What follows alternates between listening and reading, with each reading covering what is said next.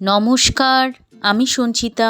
Cooking with সঞ্চিতাতে আপনাদের স্বাগত জানাই। আজকে নিয়ে এসেছি একদম ইজি কুঁদরির একটি ভীষণ টেস্টি রেসিপি, যেটা ছোট থেকে বড় সকলেরই ভীষণ ভালো লাগবে। অনেকেই আছেন যারা কুঁদরি খেতে একদম ভালোবাসেন না। একবার এইভাবে অবশ্যই ট্রাই করে দেখবেন। আশা করি আপনাদের আজকের রেসিপিটা ভালো লাগবে। প্রথমেই আমি কুঁদরির আজকের রেসিপির জন্য নিয়ে নিয়েছি 300 গ্রাম কুঁদরি।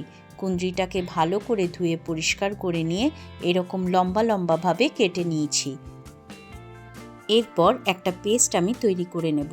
নিলাম একটা মিডিয়াম সাইজের পেঁয়াজ আর নিয়ে নিচ্ছি কিছু ধনেপাতার গোড়ার অংশটা। যে মোটা অংশগুলো আমরা ফেলে দিই ধনেপাতার ডাঁটিগুলো, সেগুলো এখানে ব্যবহার করছি। আর নিয়েছি ঝালের জন্য 2টো কাঁচা লঙ্কা। আপনারা যেমন ঝাল খাবেন সেই অনুযায়ী লঙ্কাটা ব্যবহার করবেন। দেখুন কেমন পেস্টটা তৈরি করেছি, একদম মিহি করে কিন্তু বাটিনি, একটু রাফলি এখানে বেটে নিতে হবে।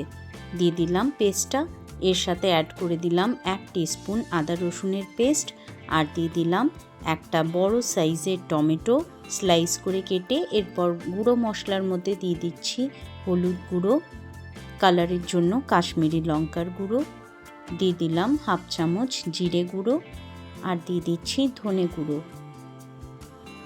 পরিমাণ মতো লবণ অ্যাড করে দিচ্ছি। স্বাদটাকে ব্যালেন্স করার জন্য সামান্য একটু চিনি দিয়ে দিলাম। এরপর হাতের সাহায্যে সমস্ত উপকরণ দিয়ে খুব ভালোভাবে মিশিয়ে নিতে হবে। এমনভাবে হাত দিয়ে মেশাবেন যাতে প্রত্যেকটা কুঁদরির গায়ে মশলাটা খুব ভালোভাবে কোট হয়ে যায়। মশলাটা ভালোভাবে মাখিয়ে নিয়ে আমি চাপা দিয়ে রেখে দেব 15 মিনিট।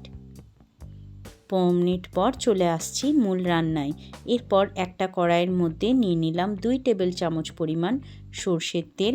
ফোড়নে দিয়ে দিলাম গোটা জিরে, সর্ষে, আর দিয়ে দিলাম সামান্য একটু জোয়ান। এগুলোর থেকে সুন্দর ফ্লেভার আসা পর্যন্ত নাড়াচাড়া করে ভেজে নিতে হবে।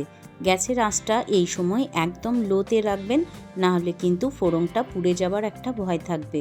ফোড়নের থেকে সুন্দর গন্ধ বেরিয়ে এলে তারপর ম্যারিনেট করে রাখা কুঁদরিটা এখানে অ্যাড করে দিলাম। এরপর সমানে নাড়িয়ে চাড়িয়ে আমাকে চাপা দিয়ে দিয়ে কুঁদরিটা ভেজে নিতে হবে। ততক্ষণ পর্যন্ত অপেক্ষা করতে হবে যতক্ষণ না কুঁদরিটা ভালোভাবে সেদ্ধ হয়ে যাচ্ছে। আমি কিন্তু এখানে কোনো প্রকার জল অ্যাড করব না, একদম শুকনো শুকনো কুঁদরির এই রেসিপিটা তৈরি করে নেব। প্রথমে 5 থেকে 7 মিনিট হাই হিটে রান্না করে নেবেন। তারপর গ্যাসের আঁচটা লো টু মিডিয়াম হিটে রেখে চাপা দিয়ে দিয়ে সমানে নাড়াচাড়া করে কুঁদরিটা ভেজে নিতে হবে। তাহলে কুঁদরিটা একদম সুসেদ্ধ হবে আর কোনো জলের ব্যবহারও করতে হবে না। একদম শুকনো শুকনো এরকম কুঁদরির রেসিপি ভাতের সাথে তো ভালো লাগবেই, রুটি পরোটার সাথেও খেতে কিন্তু বেশ ভালো লাগে। বাড়ির যেসব বাচ্চারা সবজি খেতে পছন্দ করে না, বিশেষ করে এই কুঁদরি জাতীয় সবজি খেতে একদম পছন্দ করে না, তাদের কুঁদরিটাকে আকর্ষণীয় করে তোলার জন্য আজকে ডিম দিয়ে এই কুঁদরির রেসিপিটা আমি তৈরি করে নেব। কুঁদরিটা সুন্দর করে ভাজা হয়ে গেছে, কুঁদরিটা সেদ্ধ হয়ে গেছে। এরপর কুঁদরিটা এক সাইডে করে দিয়ে সামান্য একটু তেল দিয়ে এখানে আমি অ্যাড করে দেব একটা ডিম। ডিমটা অ্যাড করলে বাচ্চাদের কাছে ডিম ভীষণ প্রিয় একটা জিনিস। কুঁদরিটার মধ্যে ডিম থাকলে তারা কিন্তু এটা বেশ ভালোবেসে খাবে। উপর থেকে সামান্য একটু লবণ ছড়িয়ে দিলাম আর দিয়ে দিলাম সামান্য একটু চিলি ফ্লেক্স। তাতে কিন্তু বেশ সুন্দর একটা ফ্লেভার আসবে আর কুঁদরির এই রেসিপিটা খেতে বেশ ভালো লাগবে। সামান্য 1 থেকে 2 মিনিট নাড়াচাড়া করলেই ডিমটা সুন্দর করে ভাজা হয়ে যাবে। ভাজা হয়ে গেলে এরপর কুঁদরির সাথে খুব ভালোভাবে ডিমটাকে মিশিয়ে নাড়াচাড়া করে রান্না করে নিতে হবে।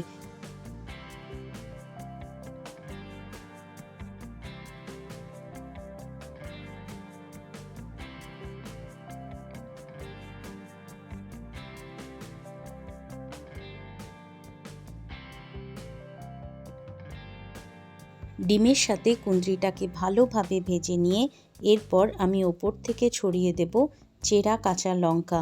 তাতে কিন্তু সুন্দর একটা ফ্লেভার আসবে।